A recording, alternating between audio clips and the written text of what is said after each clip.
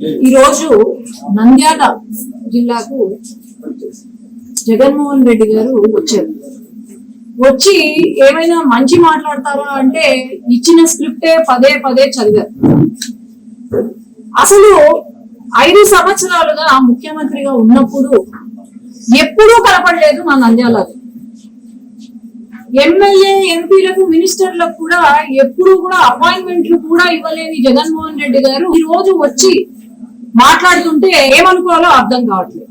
ఇప్పుడు ఫ్యాక్ట్స్ ఏంటి అంటే,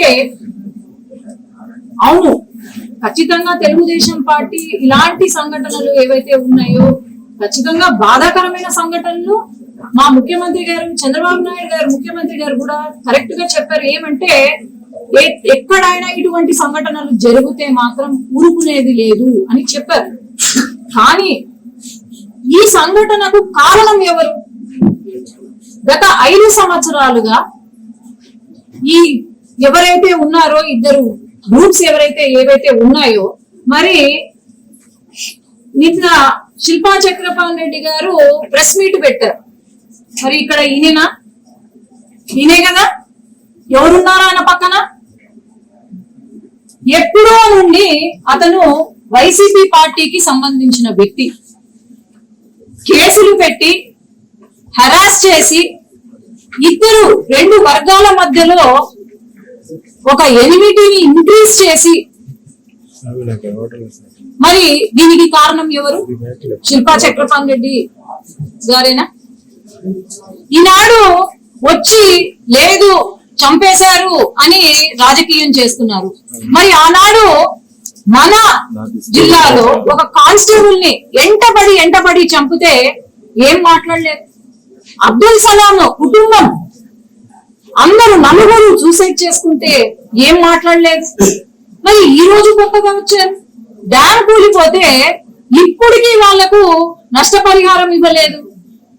మరి ఆనాడు లేని ఈ రోజు లా అండ్ ఆర్డర్ గురించి మాట్లాడుతున్నారంటే, సొంత చిన్నాలను చంపితే చెల్లెళ్ళు అన్నా న్యాయం చెయ్యండి అని గత 5 సంవత్సరాల నుండి అడుగుతూ ఉంటే న్యాయం చేయలేని ఆనాటి ముఖ్యమంత్రి జగన్మోహన్ రెడ్డి గారు మరి ఈ రోజు లా అండ్ ఆర్డర్ గురించి మాట్లాడుతుంటే మరి ఏమనుకోవాలా?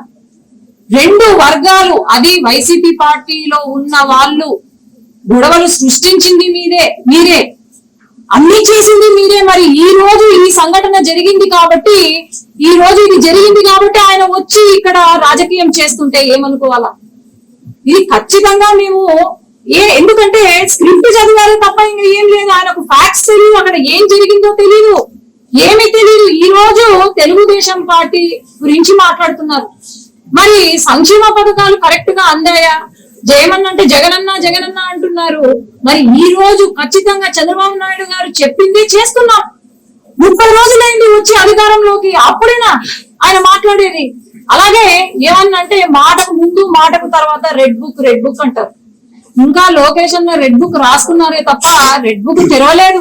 మరి తెరిచిన తర్వాత వీళ్ళది ఏంటి, వీళ్ళ సంగతి ఏందో నాకు అర్థం కావడం లేదు. అనవసరంగా నోరు జారద్దండి. అనవసరంగా వచ్చి ఇలాంటి రాజకీయాలు చేస్తే మాత్రం ఎవ్వరు కూడా సహించరు. ఇప్పుడు వరకు ప్రతిపక్ష హోదా కూడా లేదు. మీరు ఇలాంటి నాటకాలు, ఇలాంటి డ్రామాలు చేస్తే మాత్రం ప్రతిపక్ష హోదా కాదు కదా, మీ పొలిటికల్ పార్టీ కూడా లేకుండా పోతుంది. నా సజెషన్ యాజ్ ఎ డాక్టర్, మీరు అక్కడ ఏదో లండన్ లో ట్రీట్మెంట్ తీసుకుంటున్నారంట, దయచేసి లండన్ లోనే వైఎస్ఆర్సీపీ లండన్ పార్టీ అని పెట్టుకొని మీరు రాజకీయం చేస్తే బాగుపడతారేమో అని నేను అనుకుంటున్నాను. ధన్యవాదాలు.